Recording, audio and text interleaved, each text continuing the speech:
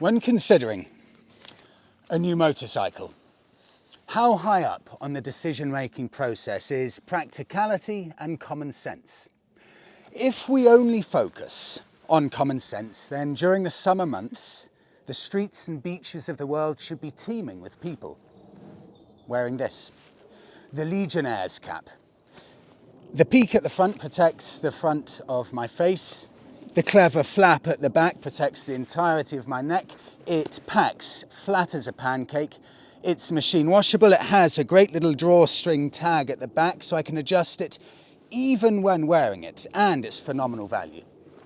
If we look from a common sense point of view, this is the only headwear that anyone should ever be wearing. It makes absolute sense in every situation. So when Honda brought out the Transalp, figures of 750cc, 93 horsepower, 208 kilos, and a price tag of £9,700 was equally as pleasing. But is being the Legionnaire's cap of motorcycles enough?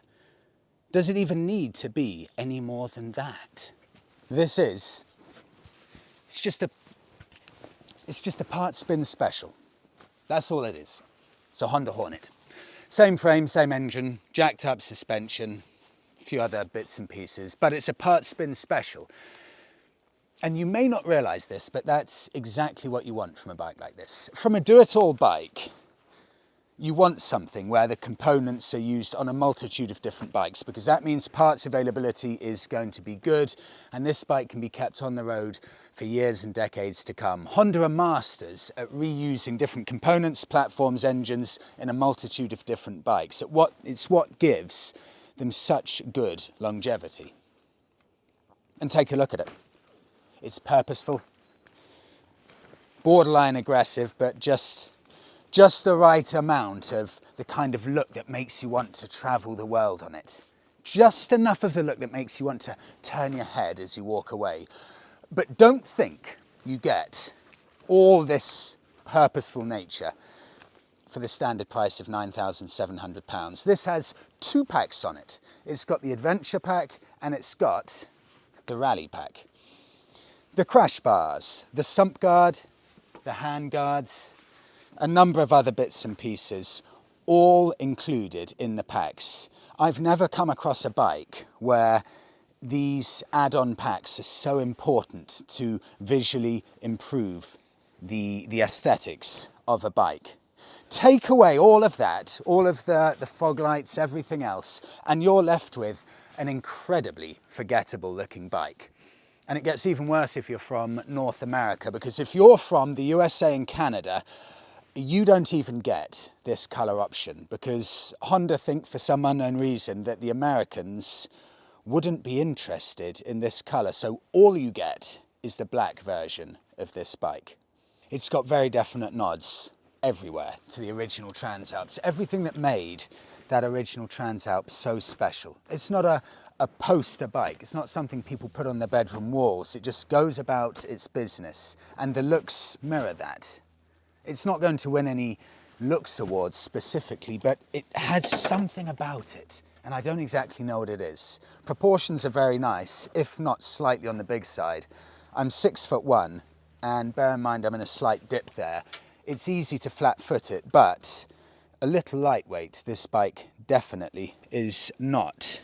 The suspension, you can see the nature of that. This is just built for off-roading. Huge amounts of travel in that suspension. You've got spoked wheels front and rear.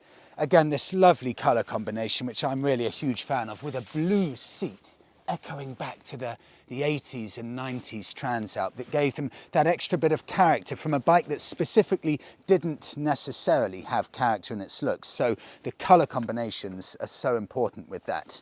Pillion comfort is very good. I won't get on it properly because I think I'll roll down a hill, but it's got a nice wide seat there, and the angle of the legs is extremely pleasing. For the ride himself, it's all-day comfort. Perfect position from the bars to my body. Leg position extremely nice.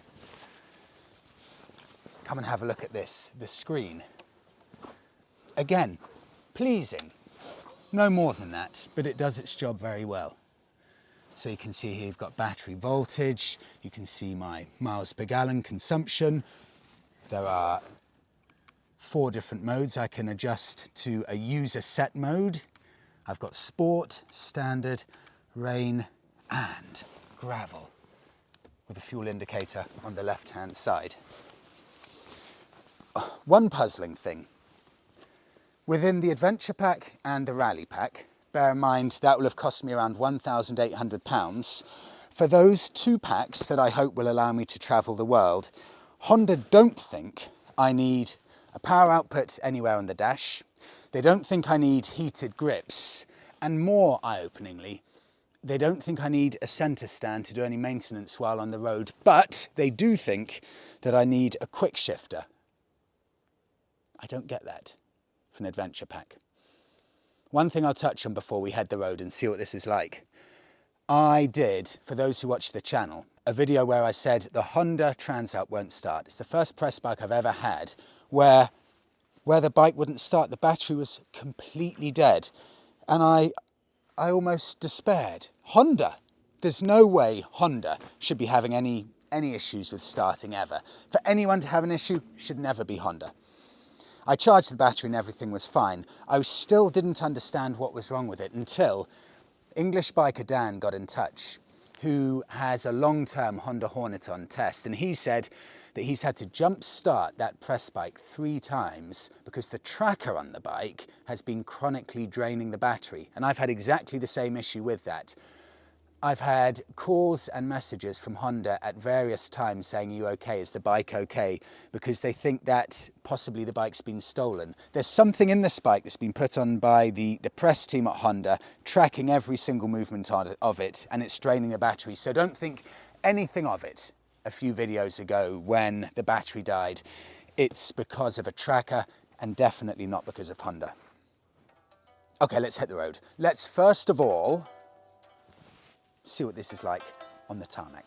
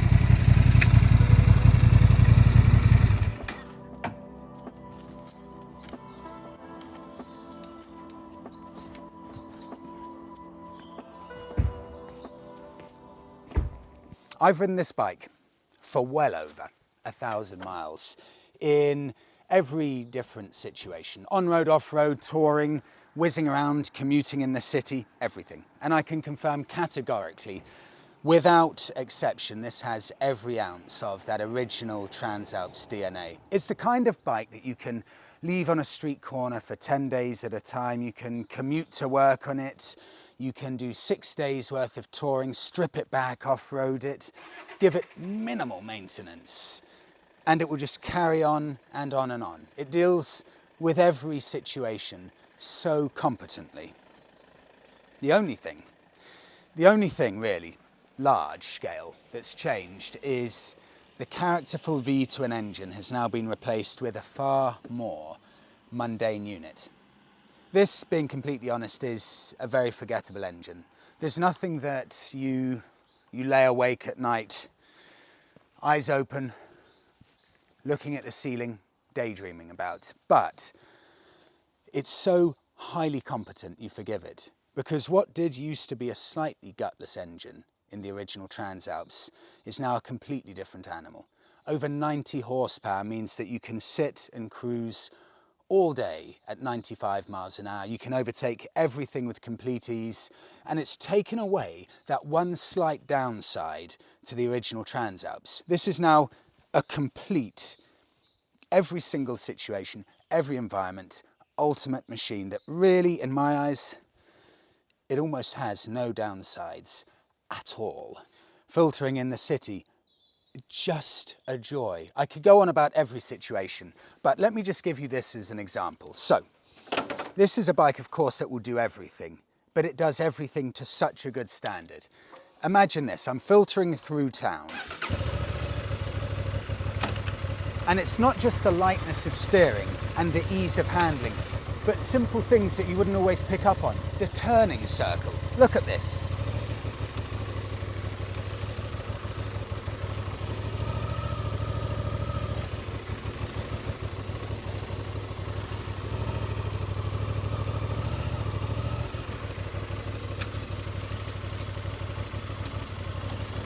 That, if it's not obvious, is one of the best turning circles I've seen on a big bike. And it gets even better than that, because when you're out of the city and you don't need to worry about turning circles, the comfort of the bike bombing along on the motorway 6 hours at a time, that screen does a fantastic job in its standard format like this, protecting from 80% of the wind. There's no buffeting at the top of my head. For me, it's 6'1".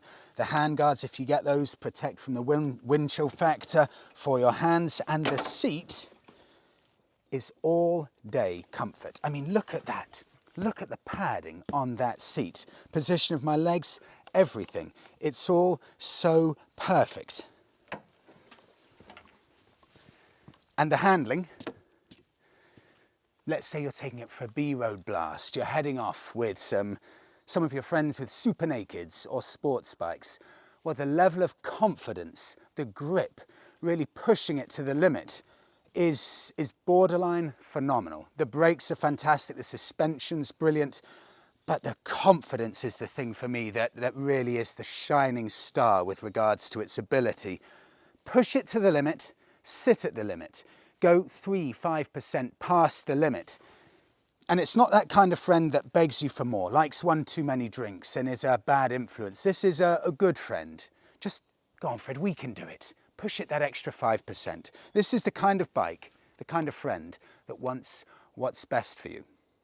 And don't think that all of this ability suddenly disappears the second you get it off-road.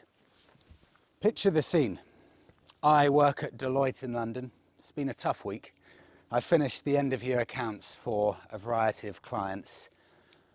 I've hit the deadlines, but it was unbelievably stressful. I've used my trusty Transalp for the weekly commute. It's of course been faultless, but now I fancy letting off some steam.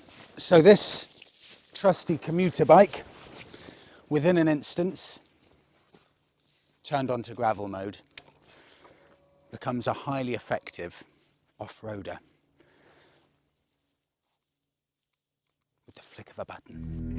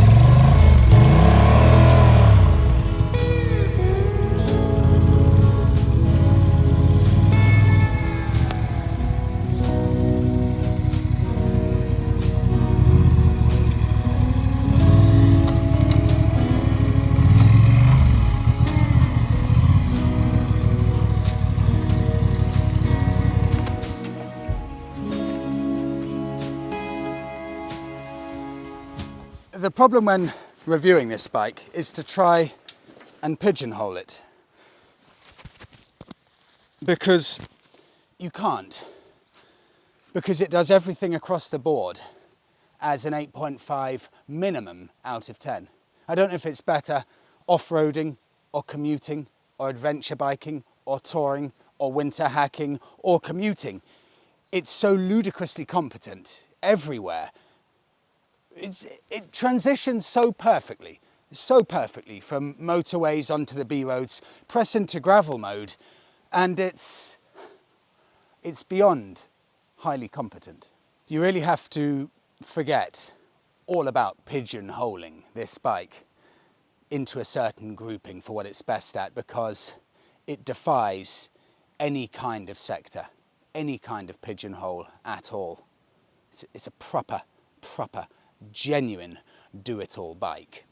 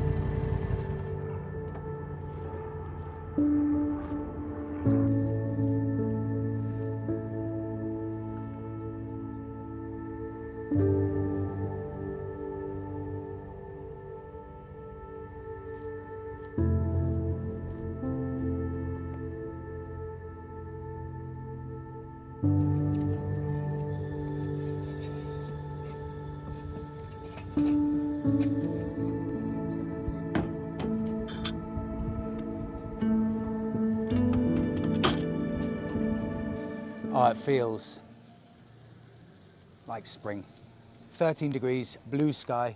It is glorious, and warming myself up with some off-roading. Okay, let's compare a bit of the competition and a few rivals and rival-ish bikes. We'll start off with a bike I really like, Moto Guzzi V85 TT. This is currently reduced on Moto Guzzi's website. Brand new, £10,300. The problem with it is, it's over 20 kilos heavier than the Honda Transalp, and it's about 16 horsepower down. So common sense tells me there is only one option. There's no way you should consider the Moto Guzzi. But the Moto Guzzi is a stunning Italian.